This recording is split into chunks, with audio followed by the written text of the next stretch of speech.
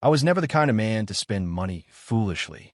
Folks in Dead Branch knew me as the quiet rancher on the outskirts, the one with too much land and not enough cattle. I didn't speak more than I had to, didn't drink unless I meant to forget, and sure as hell didn't linger in crowds. But that morning, something led me straight into the heart of town, where the air stank of sweat, sawdust, and desperation. It was auction day. They'd set up outside the livery, same as always, with livestock tied up under the blazing sun and men barking bids like hounds in heat. I had no intention of buying, not a mule, not a bucket, not even a rail of fencing. Lord knew I didn't have much left after last winter. But there I was, boots planted in the dirt, eyes drawn to the ragged line of women corralled behind a makeshift gate. Some were widows trying to trade work for shelter, others accused of petty crimes with no kin to claim them. The law didn't care what was true, just that they fetch coin. Then I saw her. She stood out because she didn't move. While the other women shifted on sore feet or kept their eyes low, this one stood perfectly still. Sackcloth covered her head, the kind they used for criminals or prisoners of war. Her wrists were shackled, bare ankles bruised. Dust clung to her hem like it had been there for years. The auctioneer, a thick-necked brute named Maddox, slapped the board beside her. This one here ain't spoken a word in 3 days. Might be dumb, might just be stubborn. Either way, she's yours for cheap. No one said a word. A man beside me spat and muttered something about bad omens. Another laughed and called her cursed. I should have walked away. Instead, I stepped forward. $5, I said flatly. Maddox blinked. You say 5. I nodded once. A ripple of chuckles ran through the crowd. Sold, Maddox bellowed, as if I'd just done the dumbest thing a man could do. To the gravedigger in a cowboy hat. I ignored the laughs and stepped up to take the chain. She didn't flinch when I touched her, just turned her head slightly, like she was listening for something. I led her away from the post, slow and quiet, my boots dragging through the gravel as townsfolk whispered behind us. We reached my wagon, the old roan gelding pawing the ground like he didn't trust what he smelled. I helped her up, careful with the chain, then climbed beside her. We rolled away, the town shrinking behind us like a fever dream. I didn't speak. I figured she wouldn't answer, and I wasn't in the mood to make a stranger feel welcome. The only thing I knew for certain was she needed somewhere to go, and my barn was empty enough for the both of us. A mile out, she shifted. Her hands tightened on her lap. Then, from under the sack, came a sound that near stopped my heart. Callum, she said, soft, hoarse, but clear as anything. My name. I pulled the reins hard. The wagon jerked. Dust flared around us as the horse grunted in protest. I stared at her. My fingers went cold. That voice wasn't just familiar. It was hers. Maybelle's voice. I hadn't heard it in 5 years. Not since the river took her. Not since I found her wedding ring wedged in a piece of driftwood and buried it in a cedar box like it was her whole life wrapped up in gold. Say that again, I whispered, not sure if I wanted her to. She didn't move. My throat clenched. Who are you? The burlap sack shifted just enough for her chin to rise. I never stopped looking for you. I couldn't breathe. I couldn't move. I'd buried my wife with my own hands. I'd mourned her in silence, seasons turning to ash inside me. But the woman beside me, who I'd bought for $5 like a fool, had just spoken with the voice of the ghost that haunted every step I took. And suddenly, I wasn't sure if I'd rescued her or if something had come back to claim me. I didn't speak the rest of the ride home. Couldn't. My hands held the reins, but my mind was spinning too hard to steer anything. The wagon creaked beneath us, slow and steady, while the woman beside me sat wrapped in silence, the sack still veiling her face like death's curtain. Only her voice lingered in the air. My name, spoken like it belonged to her. Like it used to.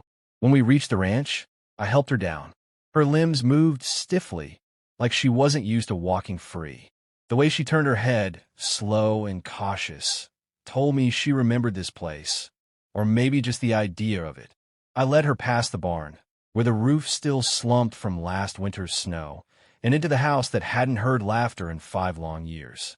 I gestured toward the old rocking chair near the hearth. Sit, I said, more order than offer. She obeyed without a word. I poured water into a tin cup and handed it to her. She drank, slow and deliberate, with both hands wrapped tight around the metal like it was the last warm thing on earth. I sat across from her, leaned forward, and tried to keep my voice steady. "What's your name?" She didn't answer. I narrowed my eyes. "You knew mine. You said it like you meant it." Still no reply. I stood, paced. My boots thudded against the wood floor in restless rhythm. "I buried Maybelle 5 years ago. You understand? Flood took her. Wash her downriver. I found her bonnet caught in a branch, and that damn wedding ring stuck in a rock crevice. I dug the grave myself." "I know," she said finally, her voice so low I almost missed it. I stopped cold. "You know?" I echoed. "I watched you," she whispered. "From the bank." I stared at her like she'd just spoken the sun into existence. She shifted in the chair, fingers trembling around the cup. I tried to call out, but I was weak, broken. "Someone found me before you did. Took me south. They thought I was someone else. Someone they could sell." The words came slowly, like peeling away old bark. But what lay beneath made my skin crawl. She spoke of a trader's camp, of hands rougher than wolves, of long roads with no signs. She'd lost her voice more than once, through beatings, through cold, through despair. Yet somehow, it found its way back today, in front of the man who once called her his wife. "You're not making sense," I muttered. "Maybelle was gentle, light. You sound like someone who's walked through fire." She set the cup down. "Maybe I did." I pulled up a chair, sat across from her again, and studied the curve of her shoulders, the way her hands trembled slightly before she stilled them. She wasn't lying, not with that voice, not with the way she spoke my name like a prayer too long unsaid. "You expect me to believe you're her." "I don't care what you believe," she replied, quiet but sharp. "I didn't come to convince you. I came to see the land again. The house. You." Something clenched in my chest. "If it is you," I said, "then why the sack?" "They wouldn't let me be seen," she answered. "Said buyers bid higher if they didn't know what was underneath. Some men want mystery. Others just want silence." My fist curled. I hadn't felt rage in years, not real rage, but now it sparked like dry grass in summer heat. I walked to the door, needing air.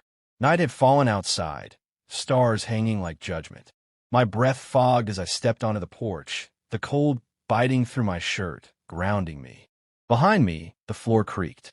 She stood in the doorway now, sack still over her head, framed by firelight. "I ain't asking for forgiveness," she said. "I'm asking for shelter. Just for tonight." Her words didn't plead. They didn't beg. They stood firm like fence posts in winter ground. "You'll have it," I said without turning. "You can sleep in the back room." She hesitated. "Thank you." I stayed outside until I heard the door close behind her. I stared at the stars until my eyes stung. Because if that was Maybelle in my house, returned from the dead after 5 years of silence, then something terrible had kept her gone, and I knew it wouldn't let go easy. I didn't sleep that night.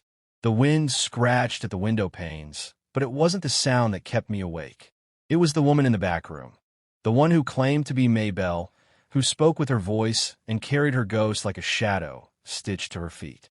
I sat by the fire, boots still on, staring into the embers as they sank into ash.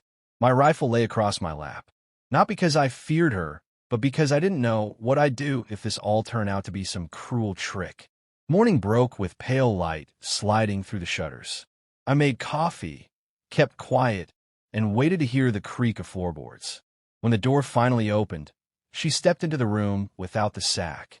My breath caught. She wasn't the same. Time had carved new lines into her face, softened others. A bruise bloomed along her jaw, and a faint scar trailed beneath her eye. Her hair, once the color of honey, was darker now, streaked with ash and sun. But the eyes, they were hers, still green, still sharp. "I told you," she said softly, as if reading my thoughts. "I never stopped loving you." I set the cup down, slower than I meant to. "You look like her." "I am her." "Prove it." She stepped forward, chin lifted like she was used to being doubted. "Your rib," she said. "Left side. Cracked it falling off the gelding the winter before we married. You wouldn't go to Doc Fisher.